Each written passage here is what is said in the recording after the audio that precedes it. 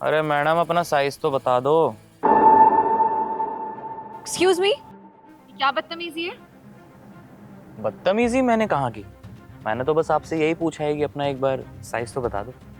अच्छा, तो साइज जानना है तुझे? वही साइज है जो तेरी माँ और बहन का है, समझा? अरे यार ऐसी भी कौन सी बड़ी बात हो गई? अब तो खामखा गुस्सा करे जा रहे हो। इतनी कौन सी बड़ी बात हो गई? मैंने तो बस आपसे ये पूछा है कि आपका साइज क्या है, बस। So disgusting. कैसा आदमी है तू? कितना बदतमीज है। तमीज नाम की चीज नहीं है बिल्कुल भी। मेरा मन तो कर रहा है ना कि एक जोर की ना तेरे कान पे लगा के दूं, तभी तेरी अकल ठिकाने आएगी। तो मैं चाहती नहीं कि यहाँ पे कोई बखेड़ा खड़ा हो। इस सोसाइटी में ना मेरा नाम है, और अगर मैं तुझे थप्पड़ लगाऊंगी ना तो लोग निकल के आ जाएंगे यहाँ पे, मेरा ही नाम खराब होगा। इसलिए आखिरी वार्निंग दे रही हूँ, आइंदा से कभी मेरे सामने कोई बदतमीजी करने की कोशिश की ना तो मुझसे बुरा कोई नहीं होगा, समझा तू? अरे हाथ से निकल गई। खैर कोई नहीं, कल आने दो दोबारा, फिर पूछूंगा कि साइज क्या है। अरे भाभी जी अब तो बता दो आपका साइज क्या है। तो फिर से? अरे दिक्कत क्या है तेरी?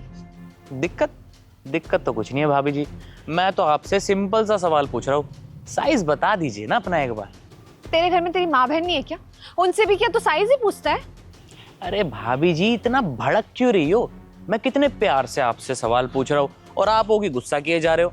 एक बात बताओ, जब दुकान में कुछ लेने जाते हो तो वहां भी तो अपना साइज वगैरह बताते ही होगी ना, तो मुझसे कैसी शर्म? बताओ ना क्या है। लगता है तू ऐसे नहीं मानेगा। तुझे ना सबक सिखाना बहुत ज्यादा जरूरी है। ऐसा है, अगर हाथ उठाना है ना तो अपने पति पे उठाना। पति पे? मतलब ये कि तुम्हारा जो पति है ना, वो मेरी बहन से डेली यही सवाल पूछता है रास्ते में कि तेरा साइज क्या है। अबे ओ, मेरा पति ना बिल्कुल भी ऐसा नहीं है।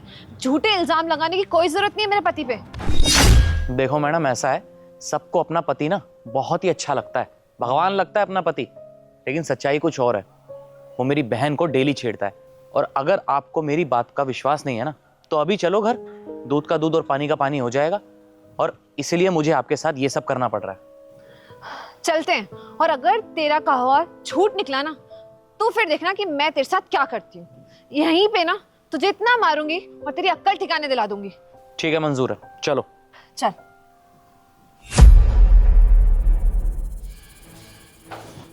अरे ज्योति, तुम तो अभी थोड़ी देर पहले ही गई थी ना, इतनी जल्दी कैसे आ गई? मेरा साइज क्या है बताओ? साइज क्या है? पागल हो गया क्या पूछ रही है? एक बारी में सुनाई नहीं दिया मैंने क्या पूछा? मेरा साइज क्या है बताओ? अरे तू कैसी बातें कर रही है? गेट खुला हुआ है, सोसाइटी वाले क्या सोचेंगे? इसका पति इतनी गंदी बातें करता है, तू अंदर चल के बात कर। हाँ तो गेट खुला है तो क्या हुआ? सुनने दो सबको। मियाँ भी बात कर रहे हैं ना, तुमसे जो पूछा तो वो बताओ ना, मेरा साइज क्या है बोलो। तुम्हें कुछ समझ में नहीं आ रहा है कि मैं क्या कह रही हूँ? ठीक है अभी समझाती हूँ बहुत अच्छे से। भैया जरा अंदर आना। ज्योति ये कौन है? पहचाना नहीं इसे? कोई बात नहीं, मैं बता देती हूँ ये कौन है। जिसकी बहन को तुम रोज छेड़ते हो ना, उसका साइज पूछ के उसका भाई है ये, समझे? क्या ज्योति तू क्या बोल रही है? तू किसी की भी बातों में आ रही है। और भाई तुम्हारी इज्जत नहीं होगी, हमारी तो इज्जत है। ज्योति भेजो इसे यहाँ से। अबे ओ इज्जतदार आदमी, हम लोगों की भी ना इज्जत है। इसी चक्कर में तेरे घर पे आके तुझसे इस तरीके से बात कर रहा हूं, वो भी आराम से। वरना तेरे तो ना दो कान के नीचे लगाता, वो भी सबके सामने। अरे अगर कुंवारा आदमी होता तो समझ आता है, लेकिन तू तो शादीशुदा है। तूने एक बार भी नहीं सोचा मेरी बहन को छेड़ने से पहले कि तू ऑलरेडी शादीशुदा है? जो तूने हरकत की है ना, वो माफी के लायक नहीं है। छी, शर्म आ रही है मुझे तुम्हें अपना पति कहते हुए।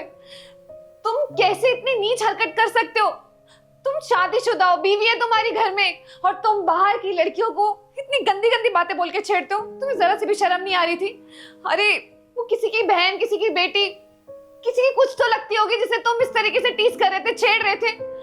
मुझे जब भैया ने बताया ना तुम्हारे बारे में, मैं यकीन नहीं कर पा रही थी कि मेरे पति ऐसा कुछ गिरा हुआ काम कर सकते हैं। और उन्होंने जब मुझे बोला कि ऐसा आप उनकी बहन के साथ हर रोज करते हो, वो परेशान रहती है, मैं सच में यकीन नहीं कर पा रही थी। इसलिए मैं इनको यहाँ पर लेकर आई ताकि सारी सच्चाई आपके मुंह से सुन सकूं। आपकी शक्ल से ना आपकी घिनौनी हरकत मुझे साफ साफ नजर आ रही है कि आपने कितनी गंदी हरकत, कितनी नीच हरकत की है। शर्म आनी चाहिए आपको। अरे दीदी आप शांत हो जाओ। ऐसे इंसान को ना ऐसे ही समझाना सही है, वरना इसकी हरकतें ना दिन पर दिन बढ़ती ही जा रही थी। और हाँ, तू अभी तो मैं इज्जत से आया हूँ, आराम से बात कर रहा हूँ तेरे से। अगर आज के बाद मुझे ये पता चला कि तूने मेरी बहन के साथ वही सब किया है, तो याद रखियो, तेरे को चौराहे पे ले जाके मारूंगा सबके सामने, समझा? और दीदी मुझे नहीं पता कि आप इसके साथ क्या करोगी, लेकिन मुझे माफ करना जो मैंने आपके साथ किया। मेरे पास और कोई रास्ता नहीं था आपको समझाने के लिए। भैया मुझे माफ करिएगा। मैं समझ सकती हूँ कि जब किसी लड़की को छेड़ा जाता है तो उसके ऊपर क्या बीतती है।